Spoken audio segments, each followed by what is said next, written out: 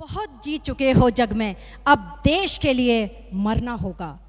तुम मुझे खून दो, मैं तुम्हें आज़ादी दूंगा। ये पंक्तियां सुनते ही हमारे सामने जो अक्स उभरता है वो है सुभाष चंद्र बोस जी का। वो एक मजबूत, बेधड़क, निडर संगठनकर्ता थे जिन्होंने भारतीय स्वतंत्रता संग्राम को गति दी। सुभाष चंद्र बोस जी और आईएनए पर चर्चा के लिए अब आपके सामने प्रस्तुत हैं, यहाँ पर आपके सामने उपस्थित हैं executive vice chairman of Subhash Chandra Bose trust सेवानिवृत्त ब्रिगेडियर श्री आर.एस. चिकारा जी और इग्नू में इलेक्ट्रॉनिक मीडिया प्रोडक्शन सेंटर के डायरेक्टर प्रसिद्ध इतिहासकार प्रोफेसर कपिल कुमार जी। आप दोनों महान विभूतियों का हार्दिक अभिनंदन, वंदन। और साथ में ग्रुप कैप्टन मिस्टर मालाकार जी भी। प्रेम और स्नेह के प्रतीक भावनाओं से भरे हुए इन फूलों को स्वीकार करें।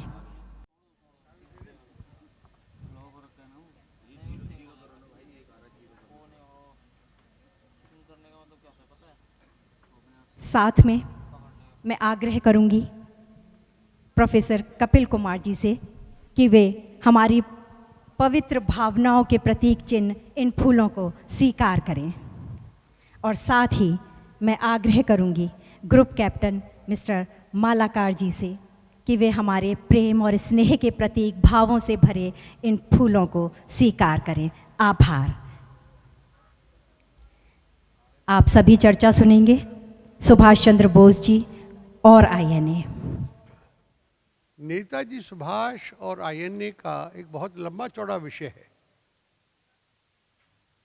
लेकिन कुछ इसके पहलू हैं जिन पर हमें सोचना होगा, समझना होगा और आज के संदर्भ में क्या होना चाहिए, क्या नहीं होना चाहिए, इस पर गहराई से सोचना होगा।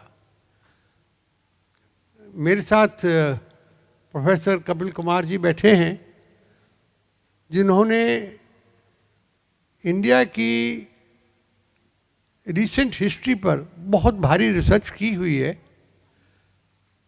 अभी जो लाल किले में आईएनए में वो म्यूज़ियम बना है, उसके भी बनाने वाले यही हैं। और ऐसे म्यूज़ियम जो आज़ादी के दीवाने और दूसरे सारे देश में बने हैं, उसको भी इन्होंने बनाया है। हिस्ट्री के बारे में, अगर रिसेंट हिस्ट्री के बारे में, ख़ासकर आज़ादी की, जंग आज़ादी या जश्न आज़ादी के बारे में अगर किसी से पूछना हो तो इनसे बड़ा विशेषज्ञ आज नहीं है। मेरे दाएं ओर बैठे हैं ग्रुप कैप्टन मालाकार, और ग्रुप कैप्टन मालाकार एक फौजी होने के नाते एक पायलट थे फाइटर एयरक्राफ्ट के, और एक एक्सीडेंट में इनको ऐसी कोई चोट लगी जो उस वक़्त तो पता नहीं चला, लेकिन बाद में इनको बहुत उससे नुकसान हुआ है। लेकिन आज भी ये पूरी तरह से देश के प्रति समर्पित हैं।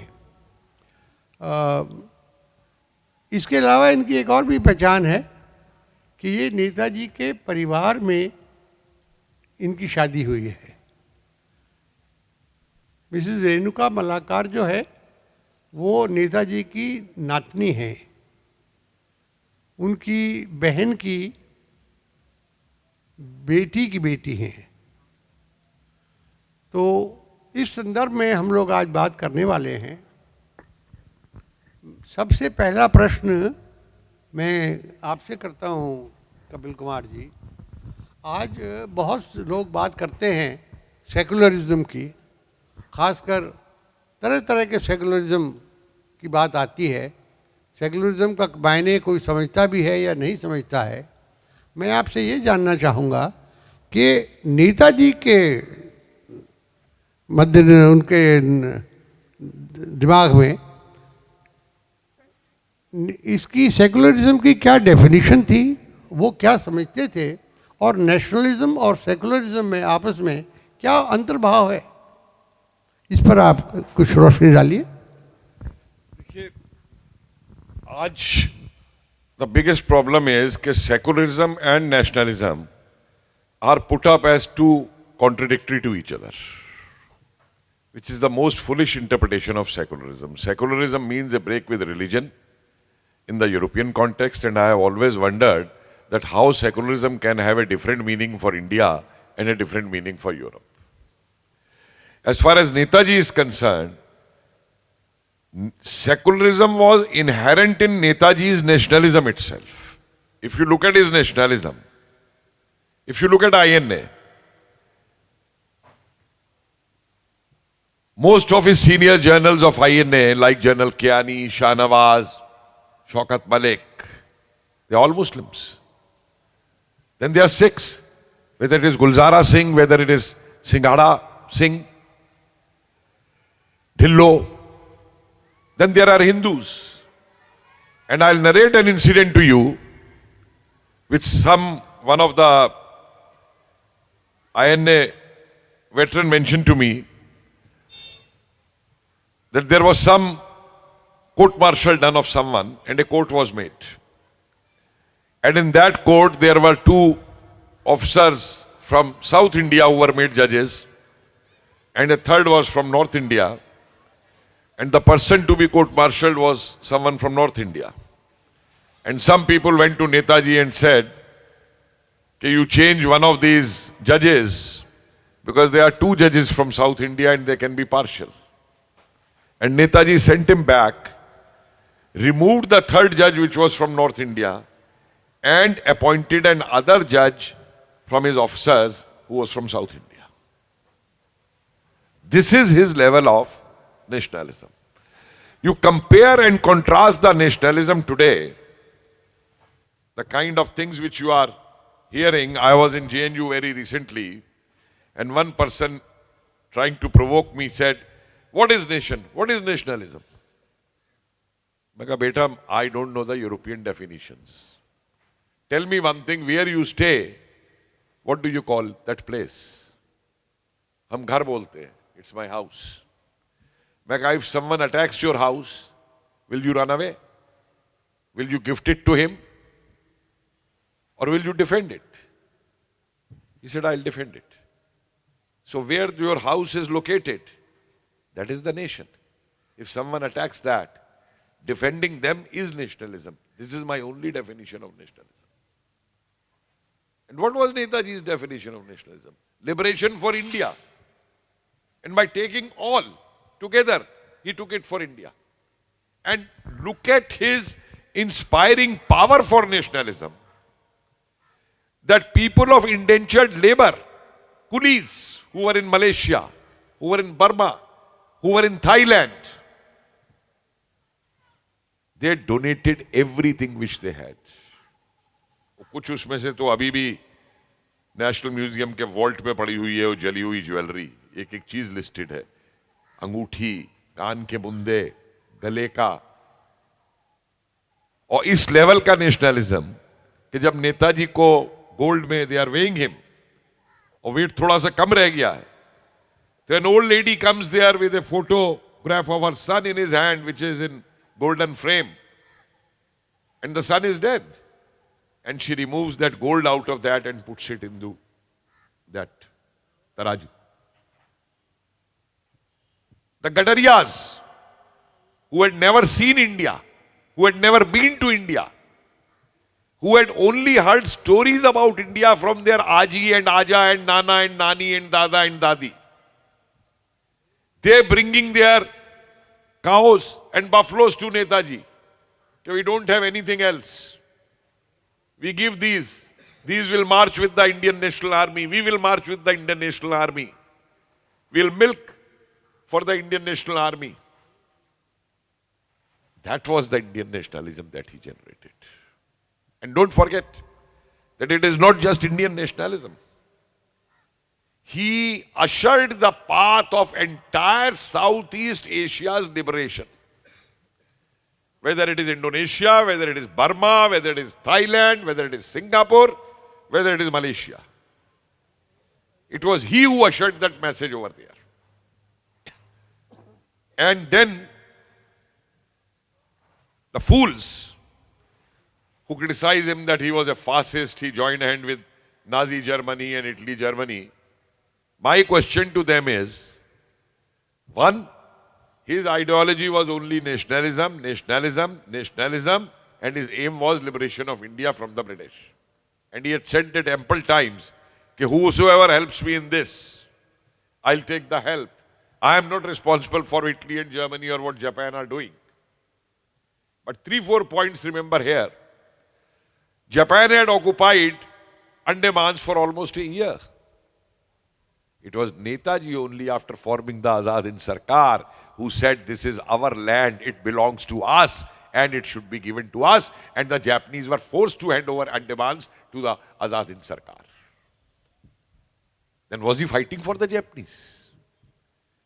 And these critics, the funniest thing is, Netaji sided with Italy and Germany and Japan. None of these three nations had ever exploited India. They had not ruled over India.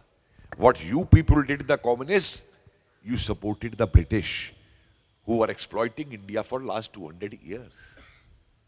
So Netaji is a nationalist or you are a nationalist. Till the time Hitler is not attacked by Germany, Germany doesn't attack Russia. Till the time Stalin signs a non-aggression pact with Germany, Germany is not fascist. But if Germany attacks Russia, so Germany is fascist. So these people never had a national interest in their mind. Look at the ideology of these critics. They consider nationalism as a bourgeois concept. For them, nation has no existence. Their aim is anarchy, and we have seen what anarchy we are seeing even today, and in the last 4 or 5 years, the kind of anarchy which is being projected by attacking nationalism. Indian nationalism, our constitution, our liberties, our freedoms, our parliament, and our development. It all moves on, not because 50 people are shouting, Desh ke tile tukde kar denge in JNU, or the Azadi Azadi slogans at Shaheen Bagh. It exists and it flourishes because a Jawan of this country protects the borders of this country at Siachen or in the Run of Kutch. It is they who defend the Indian Republic, not these slogan shouters. So to understand Netaji in that context, what he wanted, look at his letter which people call resignation letter in 1921. Actually, it is not a resignation letter. If you look at the language of that letter, he doesn't say that I am resigning from the service. He says, strike out my name from the list of successful candidates. Can anyone use that kind of a language to the British at that time? And that is why British suspected that here's a man who qualified for the highest service and he has openly stated that he is to serve his motherland, and serving the British contradictory to that, and he is not joining this service. This man is always to be watched. They kept him under prisons, kept him out of country, right from Mandle. What was his age when he sent to Mandle? 24, 25. And then out to Europe, out to other places. They never wanted him in India. They feared him. And I'll come a little later when Shikar Saab's. सवाल ये है कि जो मैं समझता हूँ secularism का एक मतलब वो है कि सेकुलरिज्म में इस देश का कोई भी निवासी हो, कोई भी उसका मज़हब हो, कोई भी उसकी जात पात हो, कोई भी उसका एरिया हो, कोई भी उसकी लैंग्वेज हो, दोनों में भेदभाव कहीं पर नहीं होना चाहिए। सर ये जो आज का सेकुलरिज्म है कि नहीं,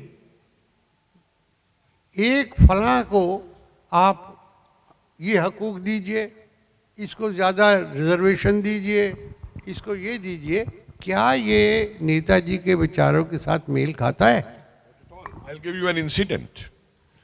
There was a debate in 1937 after the ministry's formation when the Muslim League objected to the singing of Vande Mataram in the assemblies. And remember, Muslim League was badly defeated in those elections. So they protested over singing of Vande Mataram, and the matter went to Tagore. And there was a meeting between Netaji, Jawaharlal Nehru and Tagore. And Nehru was doing the secular line over there. And Netaji categorically stated, it is on record. He said, we can't do this. This is blackmailing by communal forces. If we agree to this demand today, tomorrow they'll come up with another demand. And then a compromise was reached over that only those two stanzas, initial ones, will be sung and not the other ones related to that. There's a letter of Netaji. Again, people, you know, the problem with our historians is that they don't look at records and they don't see these things. Just before he is kept under house arrest from the presidency jail, a month before that, there is a letter of his to the Lieutenant Governor of Bengal in which he states that your government is being partial communally. That the prisoners who belong to our community are being released. And he gave the example of one Maulvi of Dhaka who was released, whereas others are being treated like this. He wanted everyone at par, and he was himself a very religious person, constantly in touch with Ramakrishna Mission. Even when he was in Bangkok, he used to go there. But he is not forcing religion on anyone. Rather, he is combining everyone. And this is the question I pose. Why Gandhi and Nehru cannot keep the Muslims together with them for the fight of nationalism against the British? And how come Netaji's army? Netaji could carry them out with all the Muslim journals and Sikh journals and everyone. ये लोग तो Sikhs को भी बाहर कर दिए थे पंजाब के अंदर, 47 के अंदर, तारा सिंह को और उनको, जब वो पंजाबी सूबा उस सब की बात उठ करके आ गई. Netaji carried with all. And a problem with secularism here is, clear dictionary meaning if you pick up, secularism means total break of state with religion. Religion will have nothing to do with the state. And here it was converted that state will do everything for the religion. And then also partially for some religions. So I have never considered, whatever they may call, India is not a secular state in the sense, if you compare its secular meaning of the English language. Rather, we are much more secular than the English language, that even before English language was born, 3,000 years back, 4,000 years back, we had given the slogan, Sarv Dharm Sambhava, Vasudev Kutumbakam. That time, those civilizations were all, Western civilizations were not even born at that time when we gave these slogans. When we gave the slogan Atithi Devo Bhave, it is a different matter that then we started making Akranta Devo Bhave Ase, which is being stopped now by CA and all these things which are NRCs, which is coming up, to which again these secularists, so-called secularists, they oppose over these kind of things in terms of nation. Did we teach to keep the nation above everything after 47, which Netaji did? The sole aim was nation, sole aim was India's freedom. That should be achieved. Kapil ji,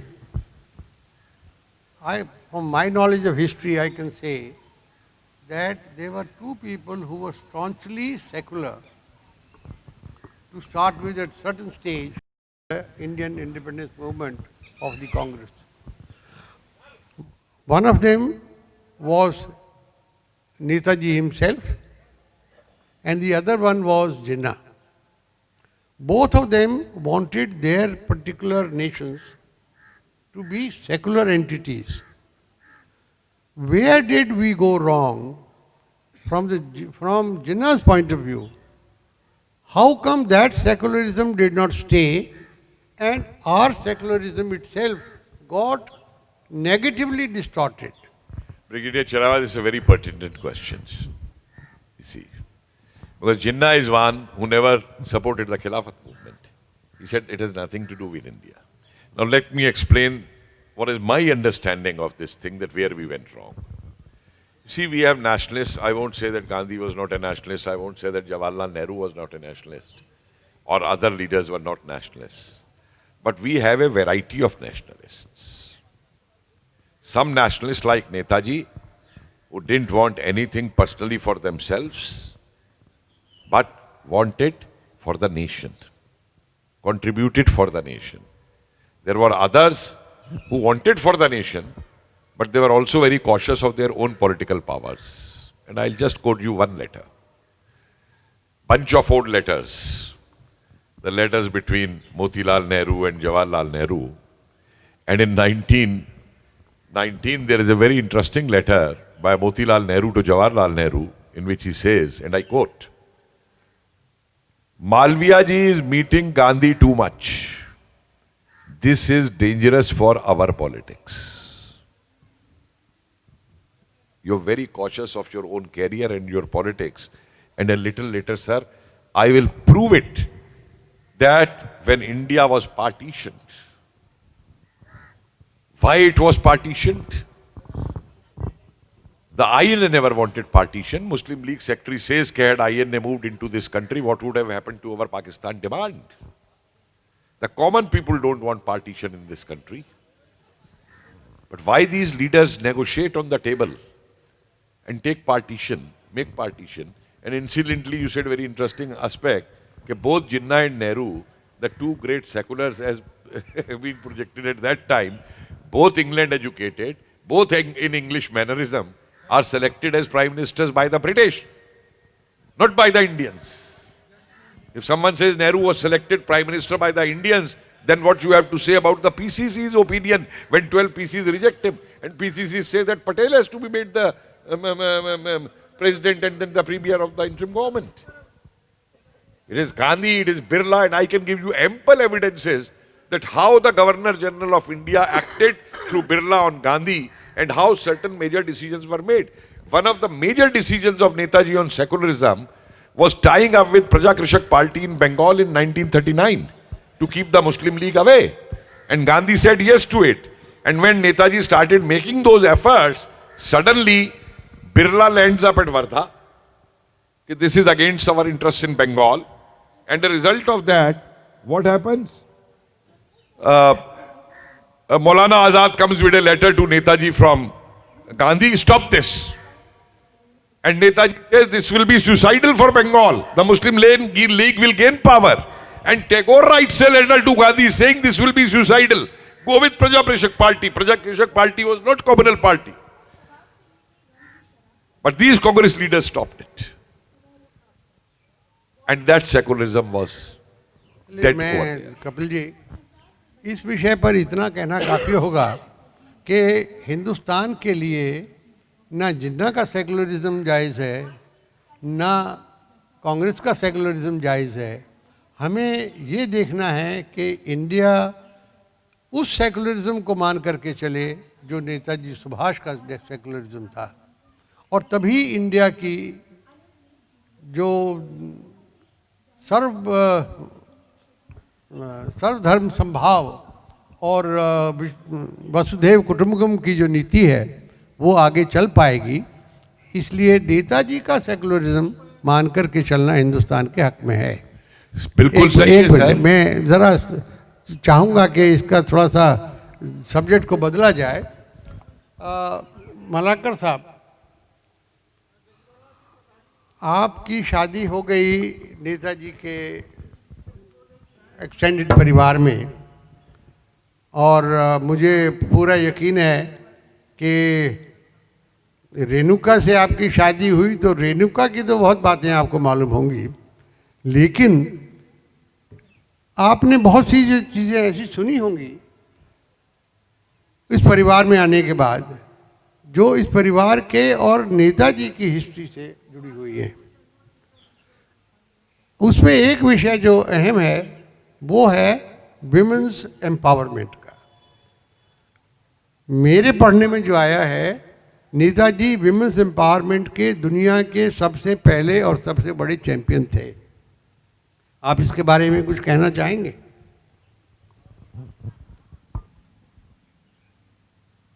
Netaji was really respected his mother.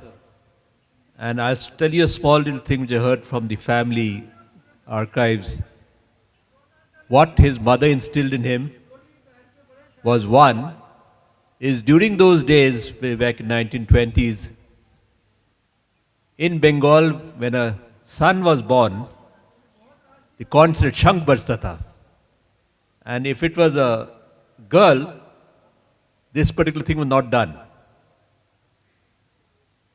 So, in all the society that time, anytime they used to hear a Shank blow, they used to go to that house and said, a son is born into your family, congratulations. Till his mother took the decision that a Shank will also blow when a girl is born. And the first girl which was born after this particular decision was taken was my mother-in-law. And the Shank blew, and all the people came that, congratulations, you got a son. He said, no, I don't have a son, I've got a daughter. He said, why have you blown the Shank? He said, I consider a male and female equal. And that created a big impression in Netaji's mind. And he ensured that throughout his career, when he said anything, he always considered men and women equal. You talk about gender equality, but that was the start of gender equality. Here we just paid lip service, but he actually followed it up. And he was the one who established the only women's regiment for the INA. It was never done by any other country, any other place. The Rani Lakshmibai regiment is something great which Netaji has done. And as he considered all religions equal, he considered all genders equal. Now we keep on talking about. Yes, sir? Just add more to this. Yeah. That much before the Rani Jhansi regiment, when the Calcutta Volunteer Corps was made in 1928, during the Calcutta Congress, there were many girls and women in that volunteer corps over there. And Rani Jhansi regiment, he was thinking of making that when he was in the submarine, in that small thing where he is thinking over there. And Rani Jhansi regiment is the first regiment in this world of women created by Netaji Subhash Chandra Bose. We feel very happy when we see our women as bike riders and soldiers and officers in the Republic Day parade. But let's not forget, and that's why we had been pleading this time with the government, that in the Republic Day parade, what nice it would have been had Lieutenant Bharti Ray of the INA would have led the Republic Day parade on the Rajpath that way. And that's what he did. And not only that, if you look his appeal to the women in the Southeast Asian countries, the girls, how many people know that 50% of the women in Rani Jhansi regiment were Tamil Kuli women who were doing the job of coolies over there, who came out. And families after families, father saying you won't go, wife saying no, I will go and join, daughter saying I will go and join. That is how he empowered the women, bringing them out of their homes. Army jobs, civilian official jobs in the army, military training, hospital and all. Tell me a single Indian leader which has done that. This kind of a thing. मेरे ख्याल में वक्त बहुत हो चुका है, लेकिन फिर भी हमारे पास कुछ तकरीबन 10-12 मिनट हैं। मैं एक बात पर और जोर डालना चाहता हूँ, और वो ये है कि जो हमें आज आज़ादी मिली है, मैं अभी एक किताब पढ़ रहा था पीछे, कर्नल कादिर खान INA के थे और वो पार्टीशन के बाद पाकिस्तान चले गए। उनकी बेटी फिर पाकिस्तान में IAS ऑफिसर बनी। तो वो मोहतरमा ने एक किताब लिखी है और उसमें उन्होंने ये कहा है कि अगर उस समय हमें नेताजी सुभाष वाली या आईएनए वाली आज़ादी मिली होती तो आज पाकिस्तान कहाँ से कहाँ होता। ये सबको बता रहे हैं कि वो आज़ादी जो हमें मिली है वो ना तो हमारे लिए उचित है, ना हमारे लिए बढ़िया है, ना ही वो आज़ादी पाकिस्तान वालों के लिए बढ़िया है। तो इस संदर्भ में मुझे ये बताइए कि वो आज़ादी ऐसी कटी और टुकड़ों में बटी हुई आज़ादी कैसे आ गई हिंदुस्तान के पास, जबकि गांधी खुद ये कह चुके थे कि आज़ादी over my dead body, partition over my dead body. तो ऐसे में ये फैसला कहाँ से आ गया और किसकी करतूत है ये कि हिंदुस्तान को बंटवारा मिला, आज़ादी नहीं मिली। देखिए, अंग्रेज बेवकूफ नहीं थे। जो INA trials Delhi red fort में डाले गए उनमें एक हिंदू सैगल, एक सिख ढिल्लो और एक मुस्लिम Shahnawaz. The three were very intentionally dealt to be tried over there, and they were testing the unity of India at that time. And don't forget that the entire country stood behind them, and the slogan was Lal Kile se aayi awaaz, Dhillo Saigal Shahnawaz. Even there are some certain areas the slogan was Lal Kile ko tod do, Azad Hind ko Fauj ko chhod do. That slogan came. And the entire country stood behind that.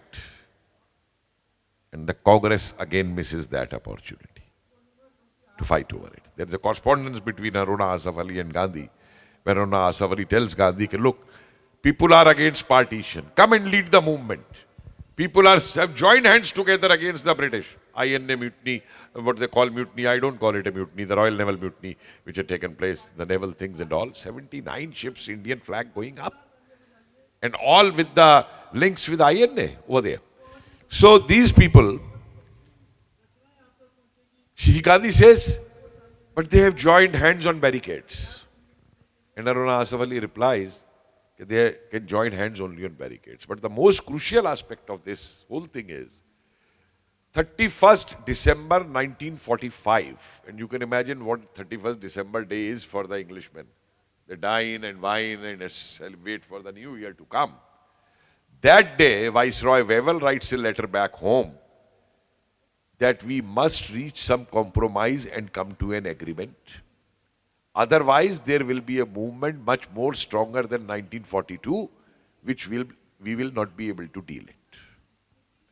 What his letter is based on is a report given by the chief commander of the British forces in India, Auchinleck, in which he says, and these are all records, and that is why I cry that whenever historians who have never consulted those records and become great historians of modern India, that letter says, an 1857 type situation has emerged.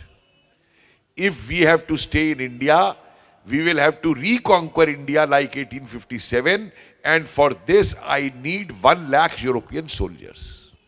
And there's this thick file in the archives which says the debate is going on how we can post these 1 lakh soldiers in India, because we can't do it directly. So they are saying that war is going on in Indonesia, so we can say they are in transit and all. And after the formation of INA, military intelligence of India is reporting fortnightly on the impact of INA on the Indians serving in the British Indian Army, Navy and Air Force. And you know what the reports say? That no Indian officer is worth his salt who is not a nationalist. Just because that they are working for us doesn't mean that they are loyal to us. There are reports when Indian soldiers started saying Jai Hind to their officers, and they are court-martialed for that. All these reports are there. The INA ex-people, how many people know that the Azad Hind Fauj was revived in India under different disguises? Azad Hind Sangh was formed in Kanpur. There was a Subhas Youth formed somewhere. There was Congress Sangh formed somewhere, where INA ex-personals were going and addressing the youngsters and students, a Rani Jhansi of regiment was formed again in BHU. I have on my record that how 12 girls started that Rani Jhansi regiment in BHU again. And that was actually the second plan of Netaji, where, please remember one thing, the only government and the only army which did not surrender to the allied forces was Azad Hind Sarkar and Azad Hind Fauj. Their last orders were, we disband to regroup again. And they had plans for that, and that plans were being operationalized. Calcutta, November 1945, Gurpurab Day. More than 30,000 people are there at that gathering. And the British military intelligence is surprised that for the first time they are seeing that with the Gurbani, Guru Granth Sahib, Netaji's photograph is also kept there. And INA songs are sung there. And in this audience, 3,000 serving British soldiers are present. British Indian Army soldiers. They are present over there. So they were terribly afraid of this aspect because they had the experiences. What was 1857? 90% was the army of the East India Company who fought to throw them out. People forget the Ghadar party contribution. How many of us know in history books? Not a single history book says that in 1915, the 5th British Infantry had taken over, the Indians of that unit had taken over Singapore for 4 days. They had revolted at the Ghadar party aspect. What was Chandan Singh Gadwali when he refused to fire in Peshawar?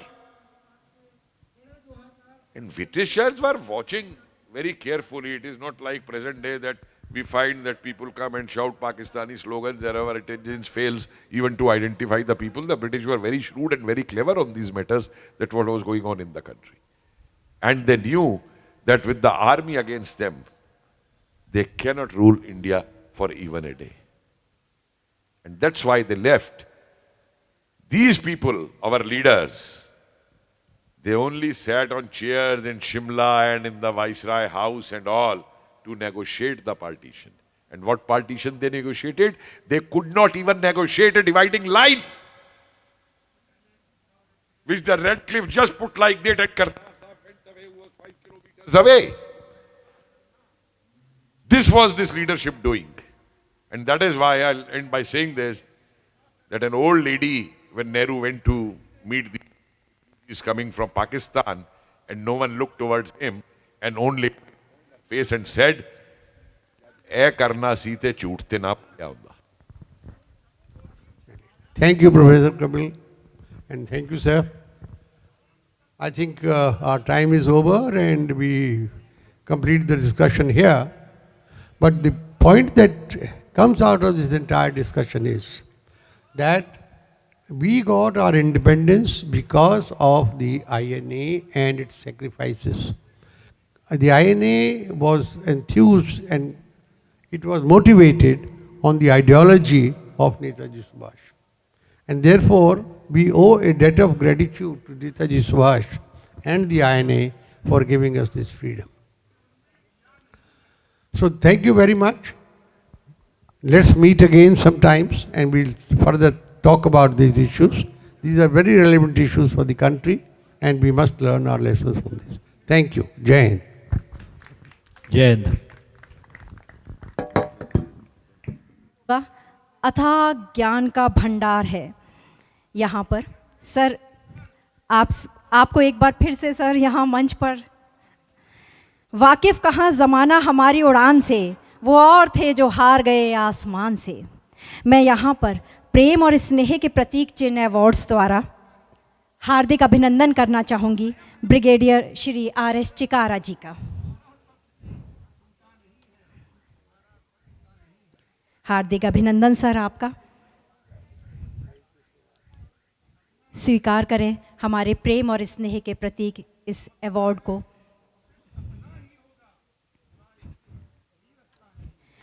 मैं आग्रह करूंगी professor Kapil Kumar ji से कि वे इस प्रेम और स्नेह के प्रतीक को स्वीकार करें। हार्दिक आभार आपका। मैं आग्रह करूंगी ग्रुप कैप्टन मिस्टर मलाकार जी से कि वे हमारे प्रेम और स्नेह के प्रतीक प्रतिभागिता चिन्ह का को स्वीकार करें। हार्दिक आभार।